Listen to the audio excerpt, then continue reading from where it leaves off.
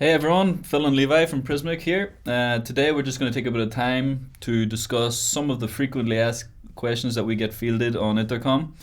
I'm just going to give you a bit more information on some of that stuff. So one of the first things we wanted to discuss was beta features. Yeah. Yeah. So that's probably one of the most often requested things is people will reach out wanting to try new features like our GraphQL API or integration fields.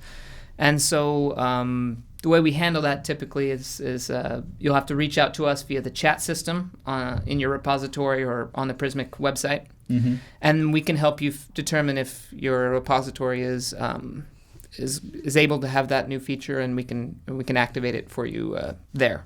Yeah. I think in the future it might be cool that some users could activate that for themselves.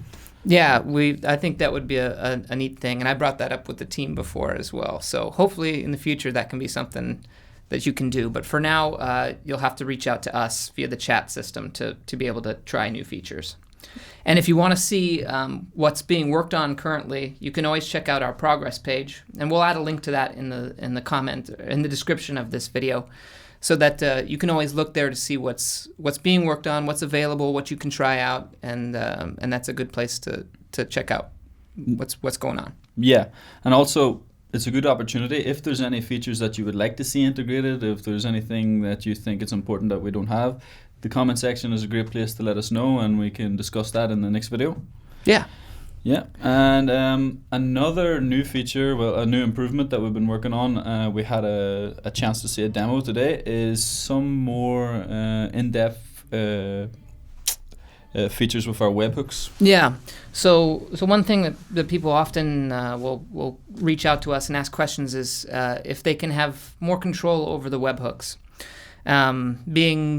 They can control the triggers that the events that trigger the webhooks, and then also have more data involved or data included in the webhook. Yeah, because currently it works that simply a webhook will say that a change has been made, and that webhook will be sent. It's not got any more information than that. Right. And so we hear this quite a bit. And so like you said, we saw a demo this morning. Mm-hmm. And that was pretty cool, seeing the new upcoming additions to the settings for the webhooks that let you select the events that will trigger them. Yeah, and what were some of the events that we've seen that would trigger it? Well, yeah, it was documents being published, being unpublished, tags being added, changes being made to a release. So a number of different options so that you can more precisely use your webhooks for your given need. Yeah, and there's a lot of needs that come through for it. A big one that I hear is always people don't want to trigger a build for their website based on tags. For example, Right. If someone adds a tag or deletes a tag, it will send a webhook and it will trigger a new build. People don't want that a lot. This will be helpful for people in that specific case as well as others, but being able to have more control. Yeah. And then the other thing we hear is people wanting to be able to know which documents triggered the webhook, or getting more data in the actual webhook. And that's something that we're looking into as well right now and collecting data and use cases for. So if anyone watching this has any thoughts on their use cases or what they would like to see included in webhooks, feel free to add it to the comments below or send us a message on our chat system, and because we're looking for that sort of information right now. Yeah, exactly. So we talked about beta features, and we talked about how users will have to contact us and we will have to activate them for the users. Another thing that works in a similar way is transfer of ownership for small plans. Yeah. So currently, if somebody wants to transfer ownership of a repository, and this happens a lot with like agencies and freelancers and people that just do the initial setup and then hand it off to a client or a friend or something like that.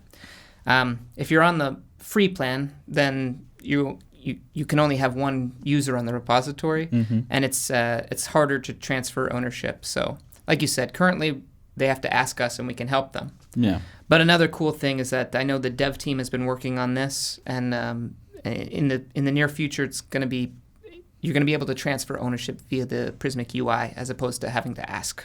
Yeah, it's a lot more straightforward for a lot of people. It's not a huge process for us. People just need to make sure they give us the new email of the user that wants to take over the account and the name of the repo. but just time saving for everyone, you know, ease of use for the users, I think that's a great option. Yeah.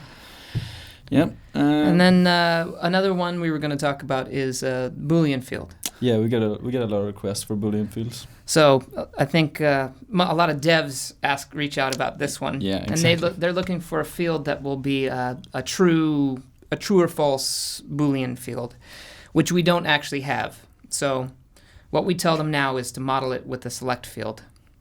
So do something like make the options yes or no, true or false, on or off, that sort of thing. Yeah.